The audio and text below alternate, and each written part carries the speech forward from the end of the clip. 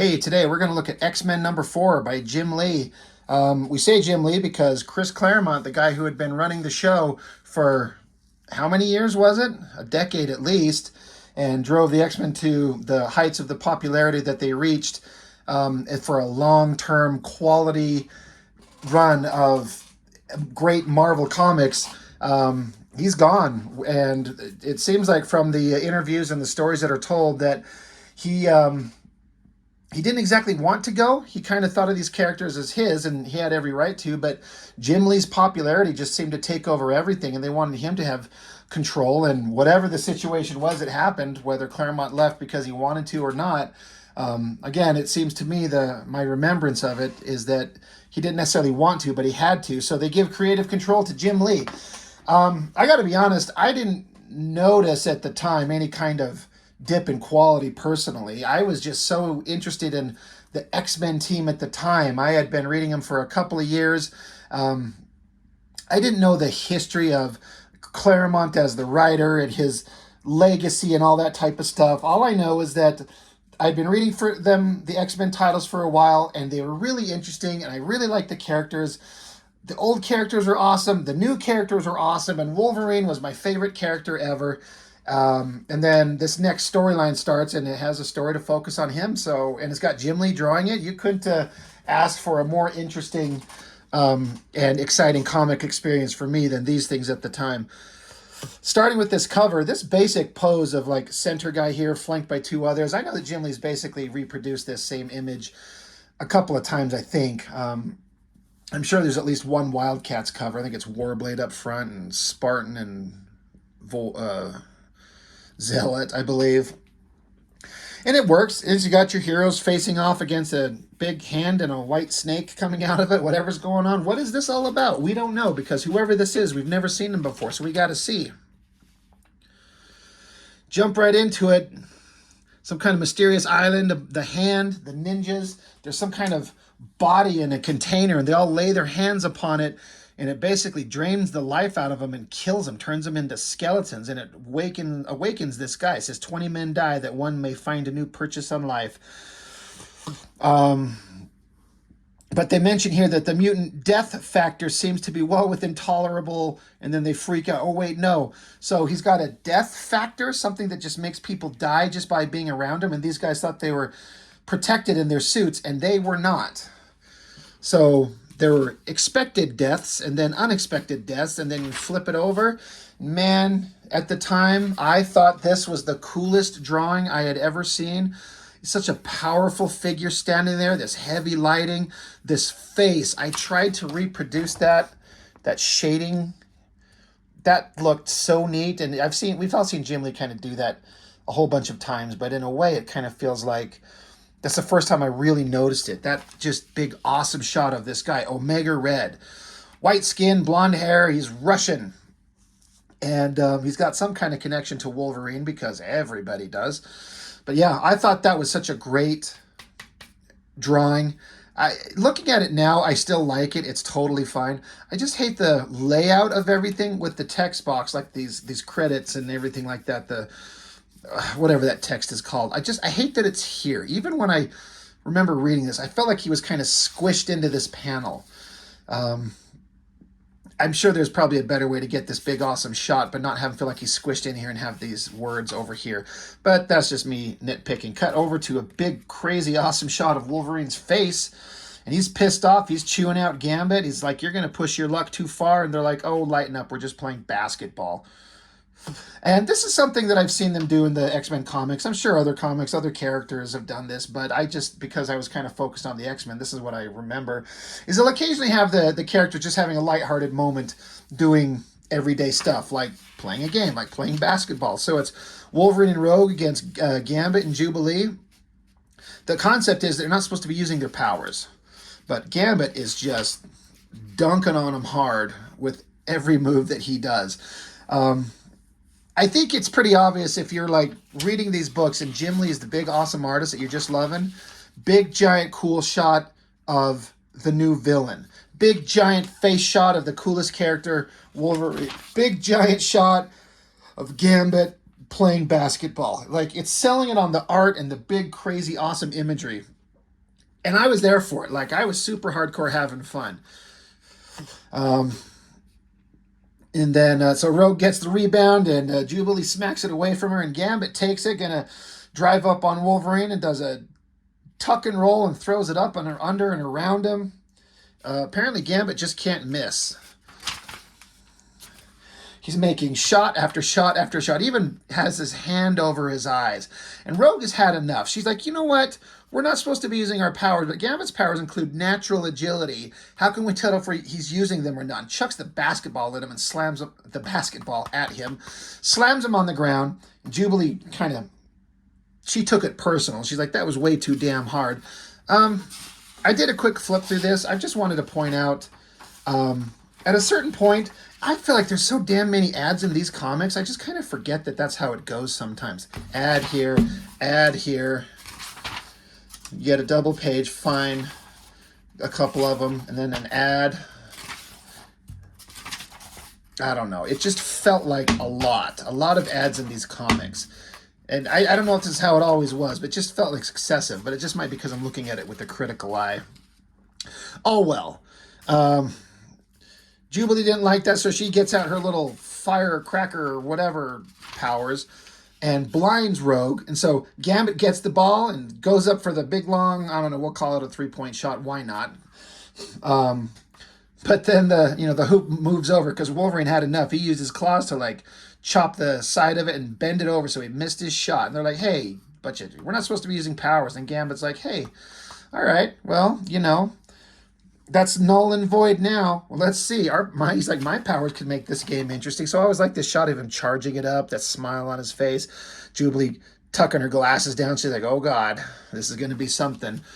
The story comes back to Moira McTaggart. She's thinking about all the things that happened in the previous issues with Magneto and the things that she was kind of responsible for. She's just having an absolute, like, emotional meltdown. She's having nightmares of these horrible things happening. This was an interesting page layout with these skinny panels going up and down, and then it just cuts to her big face screaming as she wakes up. And then an interesting use of the text, or the text being like the panel border for screaming no. And of course, Banshee's there. He's got his jaws broken. I think Gambit took his like battle staff or whatever the hell it is to Banshee's jaw in issue 3 and broke his jaw, so he can't talk. So Professor X creates a mind bridge between the three of us, so he could facilitate a conversation, so he could think his thoughts to her and she could hear him, so he could talk to her, because these two have been in a relationship for a while. I always like that shot of Cyclops. It looks really solid. But she's just having a really hard time with everything that's going on. This is kind of an interesting little story beat where she's like, as long as I have you all with me, maybe, I can make it through this. It's okay. She's kind of calming down, and then boom, here comes Rogue, blasted through the wall, shatters a window, and she's all pissed off. God, Gambit, you goddamn son of a bitch. And that sent Moira into another panic attack, and she goes running out. It's kind of a little interesting little story beat there. Getting into the Andrea and Andreas von Strucker, the Fenris twins, talking with the leader of the Hand. This stuff it seemed like it was supposed to be interesting, and maybe it was, but I don't recall it ever being.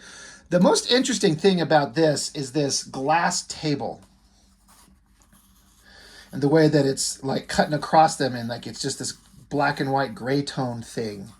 It's really interesting. I wonder how they did that. If there's some kind of like, they use some kind of zip tones on that, on places, or just left it black and white, and I don't know. It's just a really interesting kind of artistic choice. I'm certain Jim Lee must have put that in there just on a whim. I mean, how do you write that into the script? Because it's irrelevant.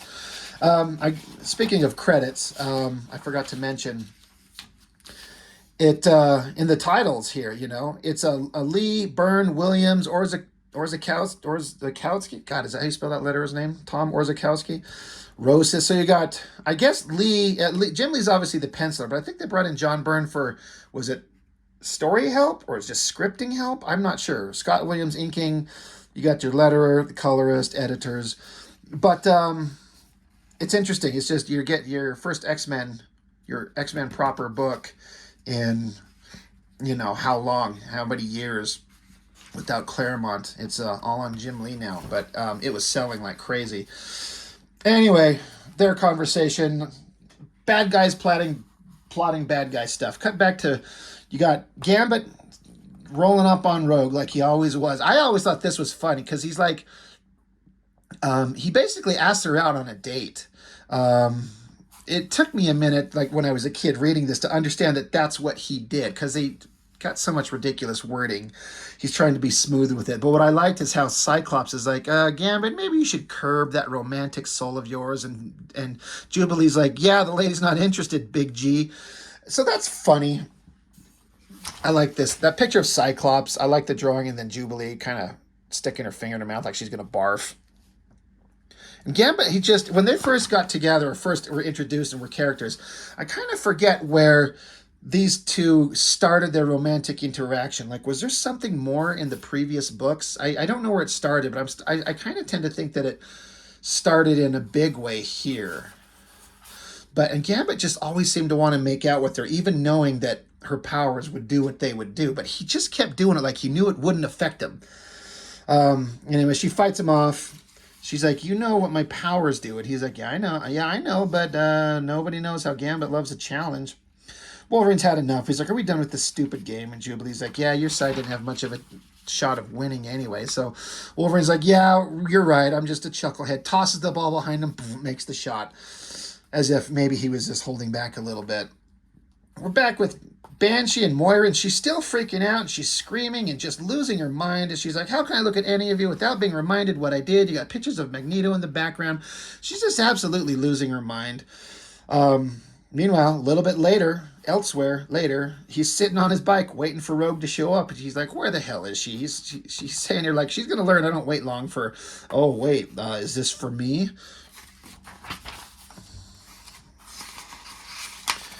And another great Jim Lee drawing, great outfit and the design. She's like, yeah, I'm not dressing up for you, buddy. There might be some real gentlemen at this restaurant. And she's like, yeah, Jubilee. She's like, yeah, right, restaurant. You're gonna be lucky if he takes you to Taco Bell.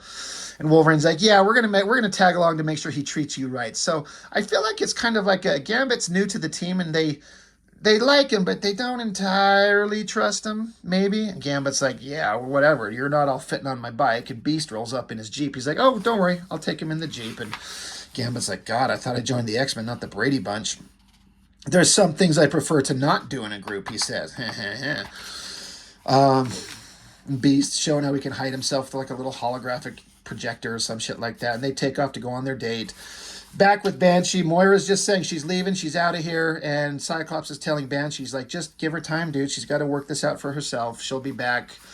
Just give it time. And so Banshee's sad, and he can't scream his sadness because, well, his jaw's broken. Then it got to some interesting action right here where they're cruising along. Rogue is kind of looking behind him, watching that Beast and Wolverine and Jubilee are following. And Gambit's just cruising along. He's like, yeah, I want to lose these guys. Then he notices there's this wire stretched across the road. Oh, shit, things have suddenly got serious. And it could be kind of portrayed as kind of bad that he lets her take the hit. But considering Rogue's superpowers, she can survive that. He probably can't survive a wire strung across the road. That might have ripped his head right off. That would have been a hell of a scene. But yeah, Rogue takes it right in the throat, goes flying off, and then a bunch of whatever bad guys blow up his bike. And while they're trying to pick themselves up, I always love this shot. This is a good drawing right here with Gambit and Rogue. That's neat. But then suddenly these like tentacles come out of nowhere, whap, grab onto them. Now that's Omega Red, but at this point I don't know that we haven't seen that he's got like weird tentacle snake things that come out of his wrists. He certainly doesn't appear to have a dick, so no wonder he's mad. Anyway, and not far behind, Beast in the Jeep. I like it because Wolverine obviously spotted them first because he says, McCoy, swerve. And he's like, what? And then too late, the bad guys are on them. But it's like Wolverine saw them coming and tried to say, hey, duck out of the way. But it's too late. Big fight ensues. Big awesome action. And this Jeep crashes and frickin' explodes. I mean, right? That's an explosion. It's not like it just kind of ran into something and stopped. And all the bad guys are like, well, that was easier. The fabled X-Men fell somewhat short of their reputation. But then suddenly, there they are, Beast, Wolverine, and Jubilee. Jubilee is fine. Beast, I guess his clothes got ripped off, but did Wolverine, was he wearing his little tights and his little shoulder pads under his, like, shirt and jacket that he had on?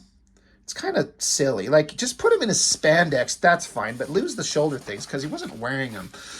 Whatever, it's a comic book.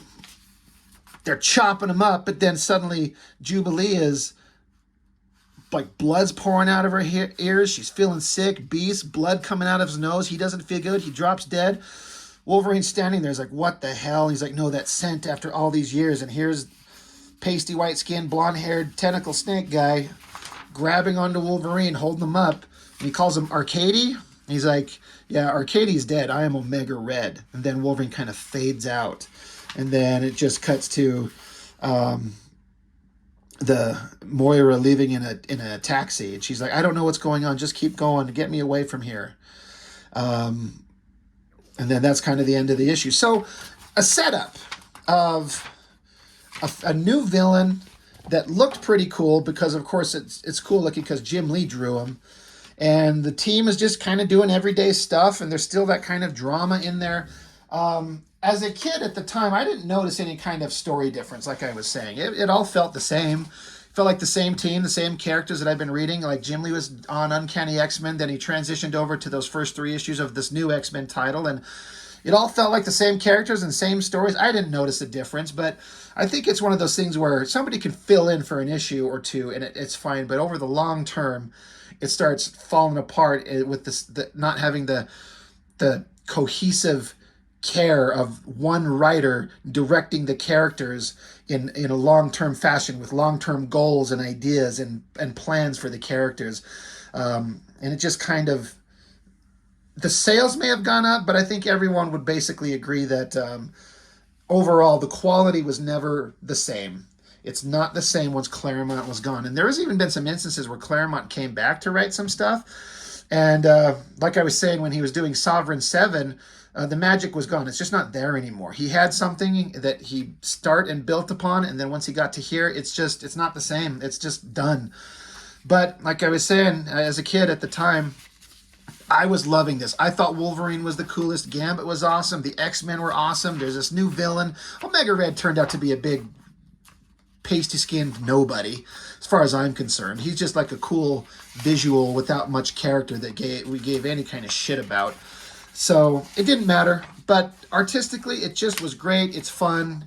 It was like some of the greatest time in comics that I'd ever read, because Jim Lee was just the greatest thing in the history of ever, and I was just amazed by what he would do.